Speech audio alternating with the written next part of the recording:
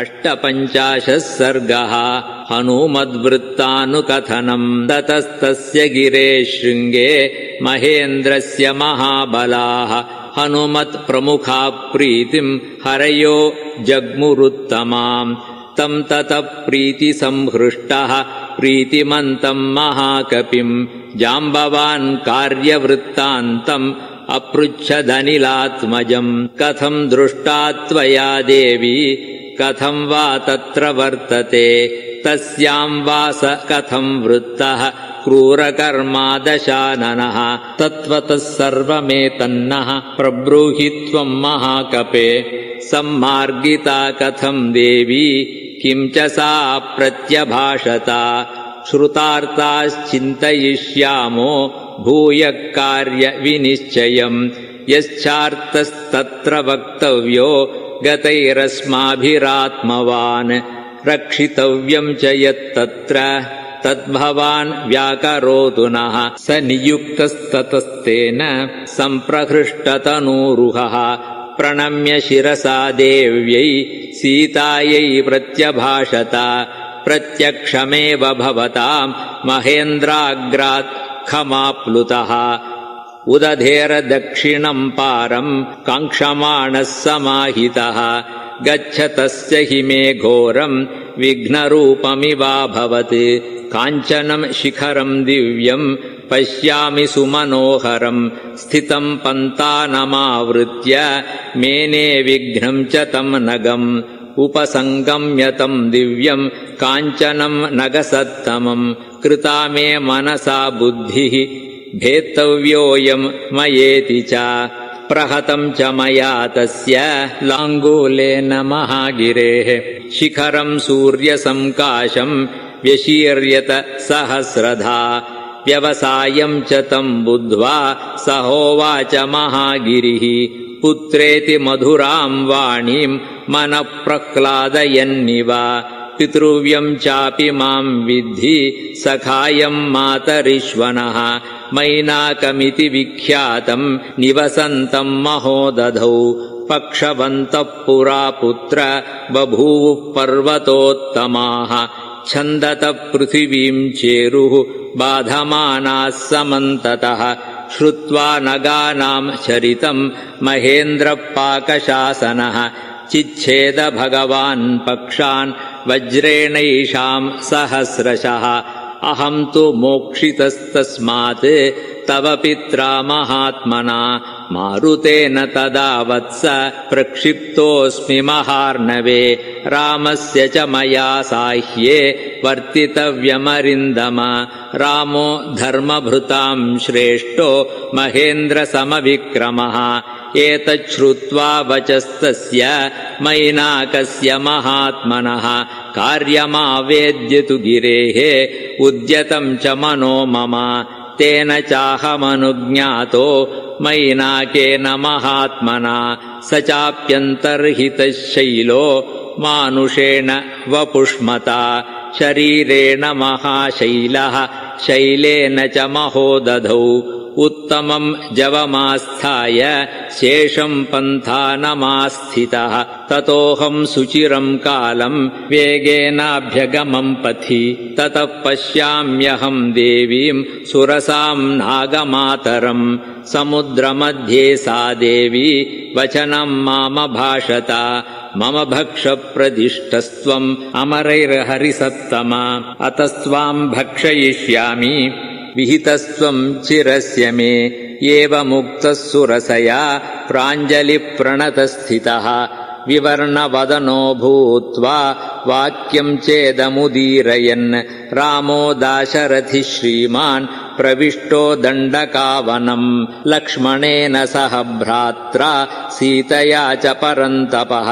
तस्य सीता हृता भार्या रावणेन दुरात्मना तस्याः सकाशम् दूतोऽहम् गमिष्ये रामशासनात् कर्तुमर्हसि रामस्य साहाय्यम् विषये सति अथवा मैथिलीम् दृष्ट्वा रामम् चाक्लिष्टकारिणम् आगमिष्यामि ते वक्त्रम् सत्यम् प्रतिशृणोमि ते एवमुक्ता मया सा तु सुरसा कामरूपिणी अब्रवीन्नातिवर्तेत कश्चिदेशवरो मम एवमुक्तः सुरसया दशयोजनमायतः ततोऽर्धगुणविस्तारो बभूवाहम् क्षणेन तु मत्प्रामाणाधिकम् चैव व्यादितम् तु मुखम् तया तद्दृष्ट्वा व्याधितम् चास्यम् ह्रस्वम् ह्यकरवम् वपुः तस्मिन्मुहूर्ते च पुनः बभूवाङ्गुष्ठमात्रकः अविपत्याशु तद्वक्त्रम् निर्गतोऽहम् ततः क्षणात् अब्रवीत् सुरसा देवी स्वेन रूपेण माम् पुनः अर्थसिद्ध्यै हरिश्रेष्ठ गच्छ सौम्य यथा सुखम् समानय च वैदेहीम् राघवेण महात्मना सुखी भव महाबाहो प्रीतास्मि तव वानर ततोऽहम् साधु साध्विति सर्वभूतैः प्रशंसितः ततोऽन्तरिक्षम् विपुलम् प्लुतोऽहम् गरुडो यथा छाया मे निगृहीता च न च पश्यामि किञ्चन सोऽहम् विगतवेगस्तु दिशो दश विलोकयन् न किञ्चित् तत्र पश्यामि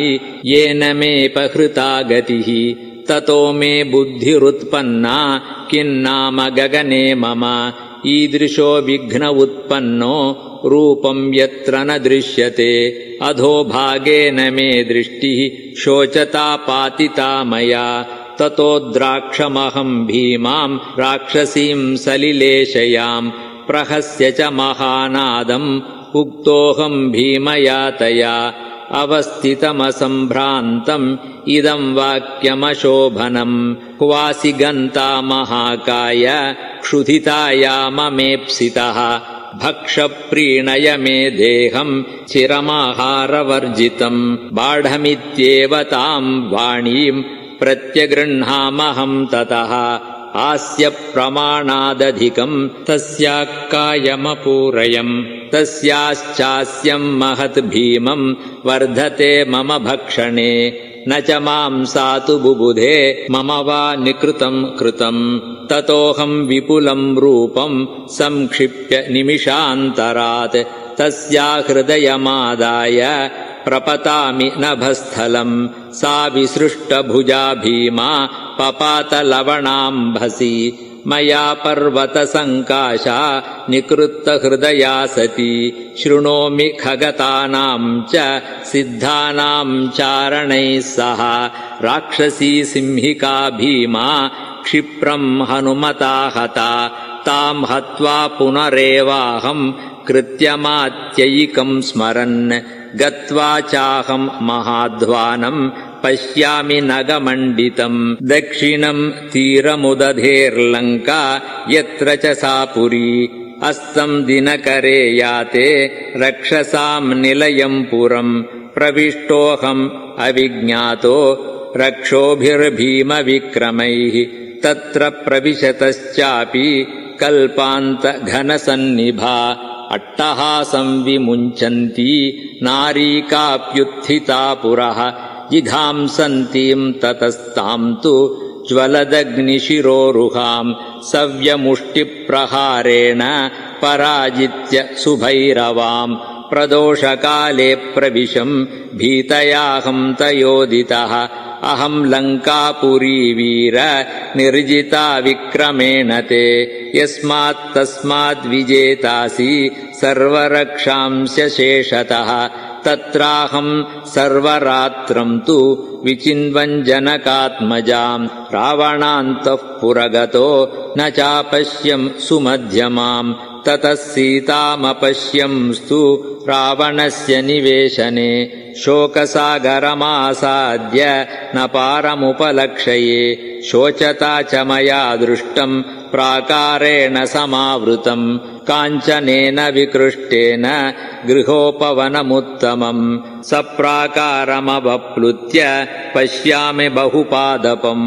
अशोकवनिका मध्ये शिंशपापादपो महान् तमारुह्य च पश्यामि काञ्चनम् कदलीवनम् अदूरे शिंशपावृक्षात् पश्यामि वरवर्णिनीम् श्यामाम् कमलपत्राक्षीम् उपवासकृशाननाम् तदेकवासः संवीताम् रजोद्वस्तशिरोरुहाम् शोकसन्तापदीनाङ्गी शीताम् भर्तृहिते स्थिताम् राक्षसीभिर्विरूपाभिः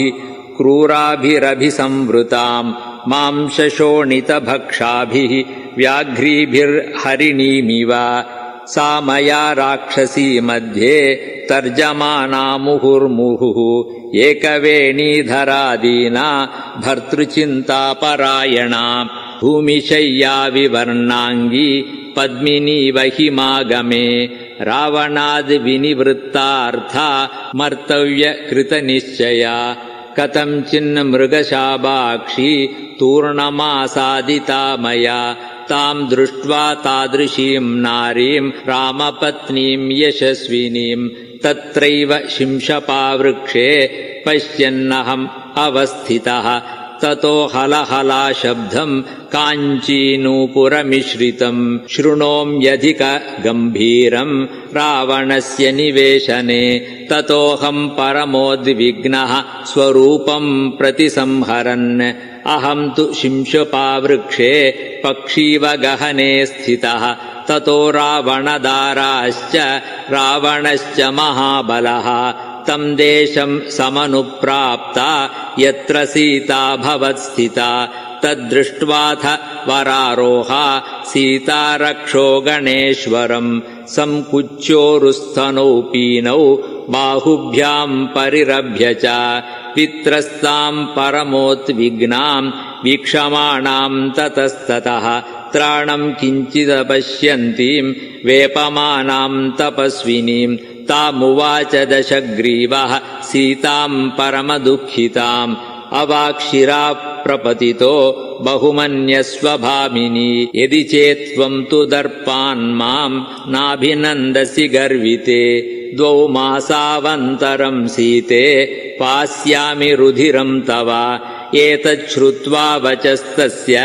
रावणस्य दुरात्मनः रामस्य भार्याम् अमिततेजसः इक्ष्वाकुकुलनाथस्य स्नुषाम् दशरथस्य च अवाच्यम् वदतो जिह्वा कथम् न पतिता तव किं स्विद्वीर्यम् तवानार्य यो माम् भर्तुरसन्निधौ अपहृत्यागतः पाप तेनादृष्टो महात्मना न त्वम् रामस्य सदृशो दास्येऽप्यस्य नु युज्यसे अजेयः सत्यवादी च रणश्लाघी च राघवः जानक्या परुषम् वाक्यम् एवमुक्तो दशाननः जज्वाल सहसा कोपात् चितास्थ इव पावकः विवृत्य नयने क्रूरे मुष्टिमुद्यम्य दक्षिणम् मैथिलीम् हन्तुमारब्धः स्त्रीभिर्हाहाकृतम् तदा स्त्रीणाम् मध्यात् समुत्पत्य तस्य भार्या दुरात्मनः वरा मन्दोदरी नाम तया स प्रतिषेधितः उक्तश्च मधुराम् वाणीम् तया स मदनार्दितः सीतया तव किम् कार्यम् महेन्द्र समविक्रमा देवगन्धर्वकन्याभिः यक्षकन्याभिरेव च सार्धम् प्रभो रमस्वेह सीतया किम् करिष्यसि ततस्ताभिः समेताभिः नारीभिः स महाबलः प्रसाद्य सहसा नीतो भवनम् स्वम् निशाचरः याते तस्मिन् दशग्रीवे राक्षस्यो विकृताननाः सीताम् निर्भत्सयामासुः वाक्यैः क्रूरैः सुदारुणैः तृणवद्भाषितम् तासाम् गणयामास जानकी तर्जितम् च तदा तासाम् सीताम् प्राप्य निरर्थकम् वृथा गर्जितनिश्चेष्टा राक्षस्य पिशिताशनाः रावणाय शशंसुस्ताः सीताव्यवसितम् महते ततस्ताः सहिताः सर्वा विहताशा निरुद्यमाः परिक्षिप्य समन्तात्ताम् निद्रावशम् उपागताः तासु चैव प्रसुप्तासु सीता भर्तृहिते रता विलप्य करुणम् दीना प्रशुशोच सुदुःखिता तासाम् मध्यात् समुत्थाय त्रिजटावाक्यमब्रवीत् आत्मानम् खादत क्षिप्रम् न सीता विनशिष्यति जनकस्यात्मजा साध्वी स्नुषा दशरथस्य च स्वप्नो ह्यद्य मया दृष्टो दारुणो रोमहर्षणः रक्षसाम् च विनाशाय भर्तुरस्याजयाय च अलमस्मान् परित्रातुम् राघवात् राक्षसीगणम् अभियाचाम वैदेहीम् एतद्धि मम रोचते तस्या ह्येवम् विधः स्वप्नो दुःखिताया प्रदृश्यते सा दुःखैर्विविधैर्मुक्ता सुखमाप्नोत्यनुत्तमम् प्रणिपात प्रसन्ना हि मैथिली जनकात्मजा ततः सा ह्रीमती बाला भर्तुर्विजयहर्षिता अवोचद्यदि तत्तथ्यम् भवेयम् शरणम् हि वः ताम् चाहम् तादृशीम् दृष्ट्वा सीताया दारुणाम् दशाम् चिन्तयामास विक्रान्तो न च मे निर्वृतम् मनः सम्भाषणार्थम् च मया जानक्याश्चिन्तितो विधिः इक्ष्वाकूणाम् हि वंशस्तु ततो मम पुरस्कृतः श्रुत्वा तु गदिताम् वाचम् राजर्षिगणपूजिताम् प्रत्यभाषत माम् देवी बाष्पैः पिहितलोचना कस्त्वम् केन कथम् चेह प्राप्तो वानरपुङ्गव का च रामेण ते प्रीतिः तन्मे शंसितुमर्हसि तस्यास्तद्वचनम् श्रुत्वा ह्यहम् यप्यब्रवम् वचः देवि रामस्य भर्तुस्ते सहायो भीमविक्रमः सुग्रीवो नाम विक्रान्तो वानरेन्द्रो महाबलः तस्य माम् विद्धि भृत्यम् त्वम् हनुमन्तमिहागतम् भर्त्राहम् प्रेषितस्तुभ्यम् रामेणाक्लिष्टकर्मणा इदम् च पुरुषव्याघ्रः श्रीमान् दाशरथि स्वयम् अङ्गुलीयम् अभिज्ञानम् अदात्तुभ्यम् यशस्विनी तदिच्छामि त्वया ज्ञप्तम् देवि किम् करवाण्यहम् रामलक्ष्मणयोः पार्श्वम् नयामि त्वाम् किमुत्तरम् एतच्छ्रुत्वा विदित्वा च सीता जनकनन्दिनी आह रावणमुत्साद्य राघवो माम् न यत्विति प्रणम्य शिरसा देवीम् अहमार्यामनिन्दिताम् राघवस्य मनोह्लादम् अभिज्ञानमयाचिषम् अथ मामब्रवीत् सीता गृह्यतामयमुत्तमः मणिर्येन महाबाहु रामस्त्वाम् बहुमन्यते इत्युक्त्वा तु वरारोहा मणिप्रवरमद्भुतम् प्रायच्छत्परमोद्विग्ना वाचा माम् सन्दिदेशः ततस्तस्यै प्रणम्याहम् राजपुत्रैः समाहितः प्रदक्षिणम् परिक्रामन् निहाभ्युद्गतमानसः उक्तोऽहम् पुनरेवेदम् निश्चित्य मनसा तया हनुमन् मम वृत्तान्तम् वक्तुमर्हसि राघवे यथा श्रुत्वैव न चिरात् तावुभौ रामलक्ष्मणौ सुग्रीवसहितौ वीरावुपेयाताम् तथा कुरु यद्यन्यथा भवेदेतत् द्वौ मासौ जीवितम् मम न माम् द्रक्ष्यति काकुत्स्थो म्रिये साहमनाथवत् तच्छ्रुत्वा करुणम् वाक्यम् क्रोधो माम् अभ्यवर्तत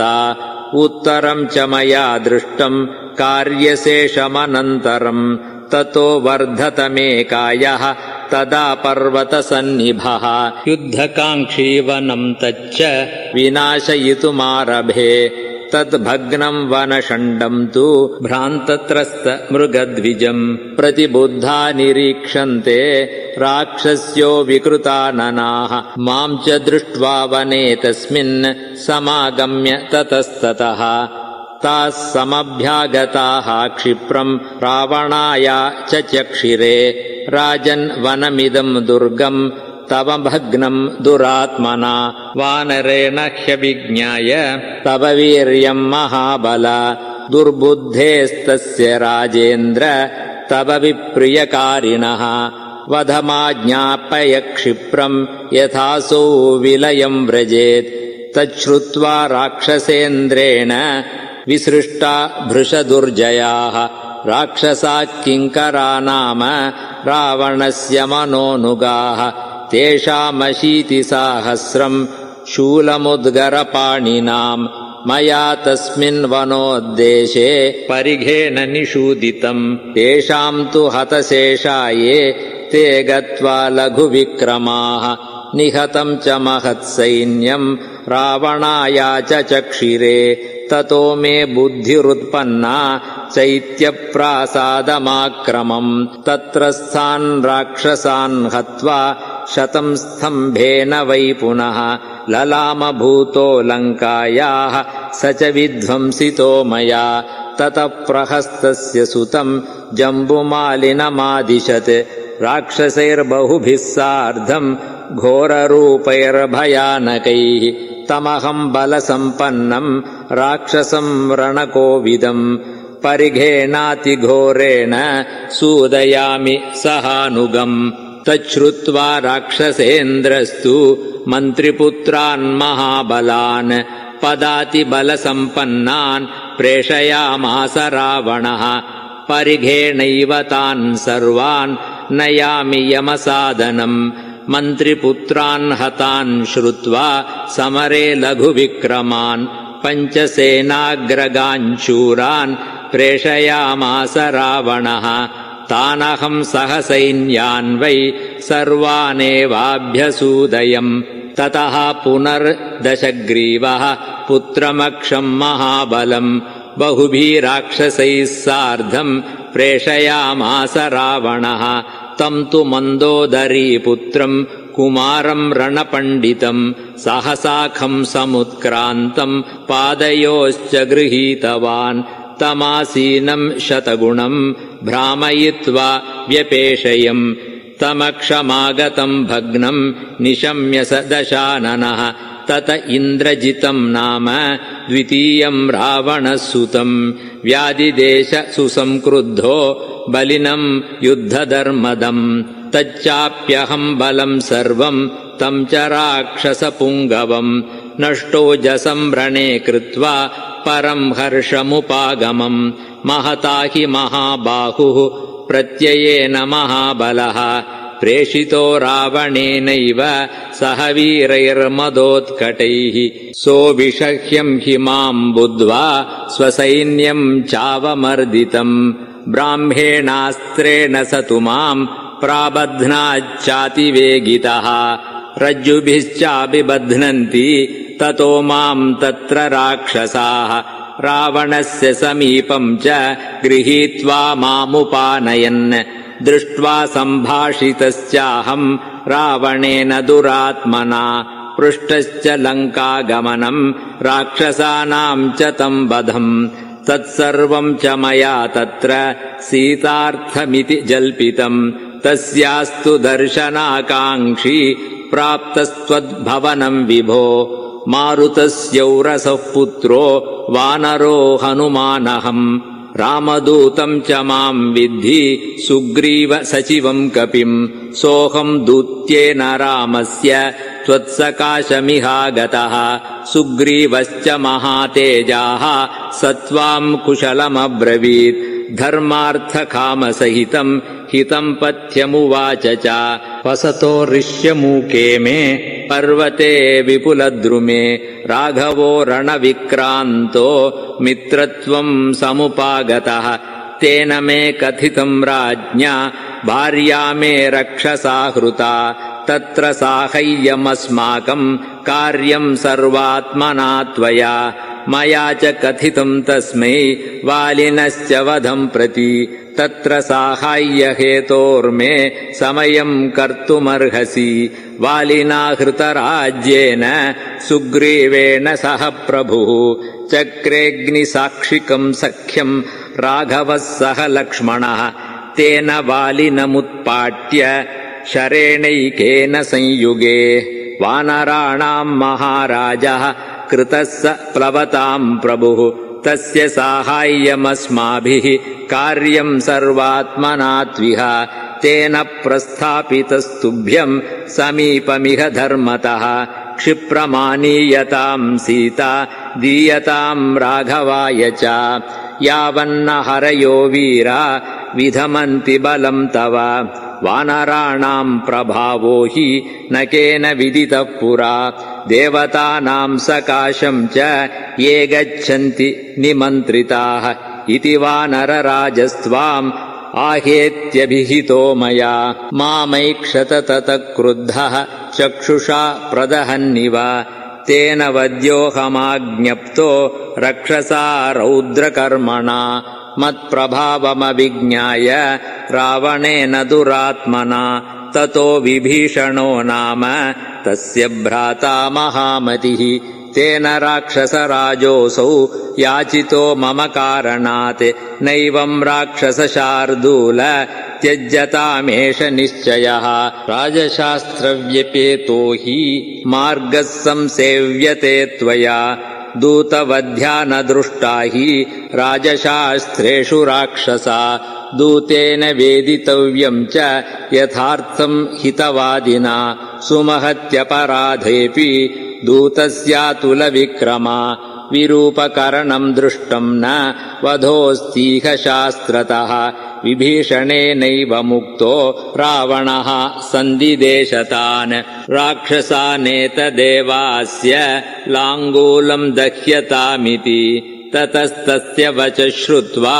मम पुच्छम् समन्ततः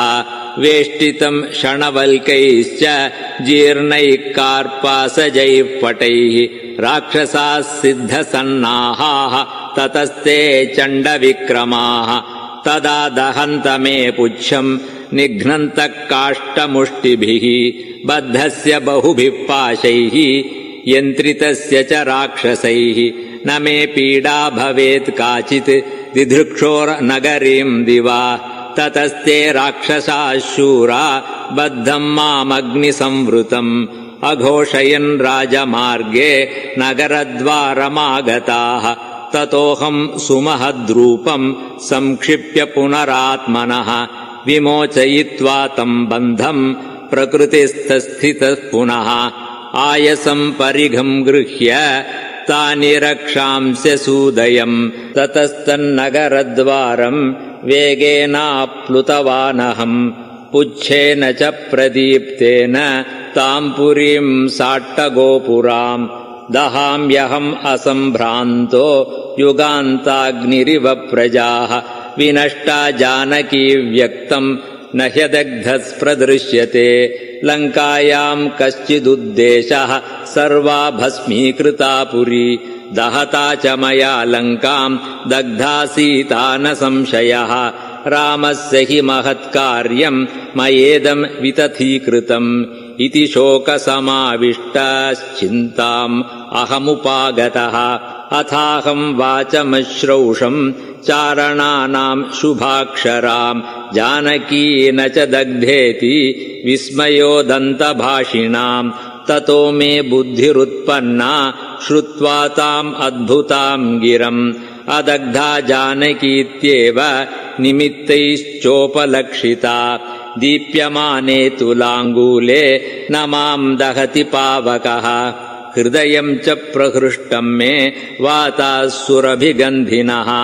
तैर्निमित्तैश्च दृष्टार्थैः कारणैश्च महागुणैः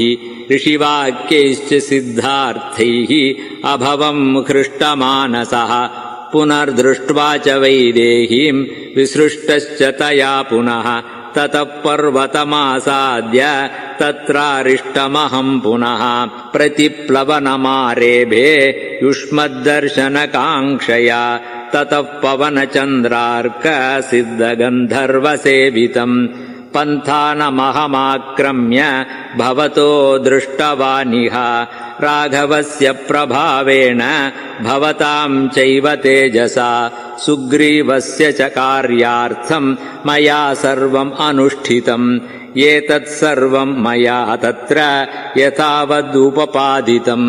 अत्र यन्न कृतम् शेषम् तत्सर्वम् क्रियतामिति। इत्यार्षे श्रीमद् रामायणे वाल्मीकीये आदिकाव्ये